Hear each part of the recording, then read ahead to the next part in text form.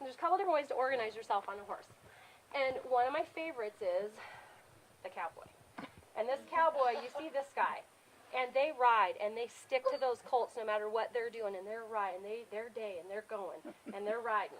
And then when they hop off the horse and they go to the grocery store, I know this 80-year-old cowboy, and this is how he goes to the grocery store. Okay? And I found I was going to the grocery store like that.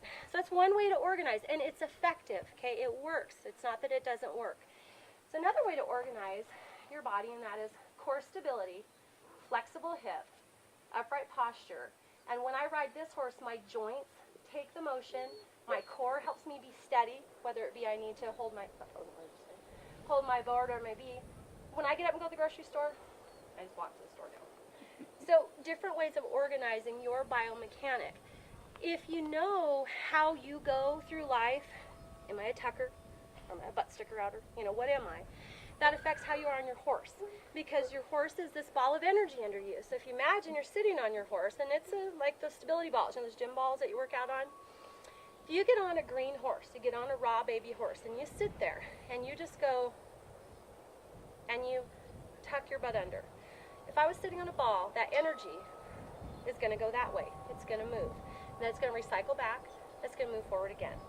Likewise, if I'm sitting on that young green horse who hasn't been taught by a pull or a kick to do anything other than follow my energy, if I sit there and I rock my hip backward, that little horse is more than likely going to drop his little head and kind of rock backward. They're very sensitive. They're very sensitive to our energy and where we are. So sitting up there and riding that horse, if I'm going along, in the canter, you all know, your hip has excursion. It moves to the front, comes up, moves to the back, drops down, comes forward, and it makes a circle, right? Kind of an oval circle. And that's how your hip's moving when you're riding that horse. When you're just in a passive seat and you're just following, right? You're following that horse. The speed the horse goes is the speed your hips are going to go. To a horse, permission granted to lead the speed, okay? And they're like, hey, how fast can those hips move? And they'll get boogieing.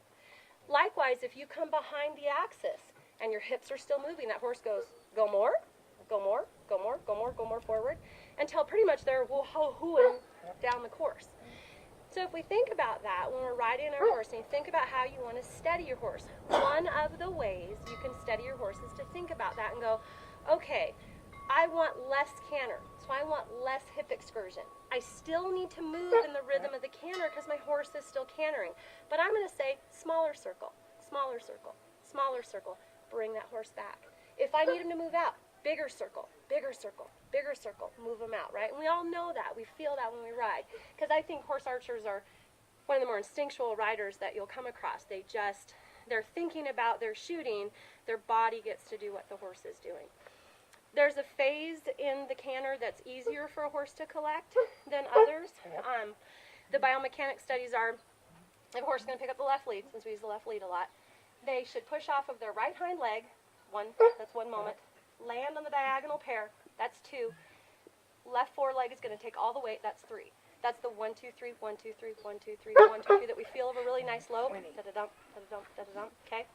They found that the easiest place for the horse to collect, to slow down, is that diagonal pair, which we feel is kind of the drop down or the hip back moment. It's that diagonal pair lands and goes back under the body. So if you tightened your tummy and you said, let's think a little more back, that horse might in fact go, oh, a little more back, oh, a little more back, and rock its canter back. Likewise, if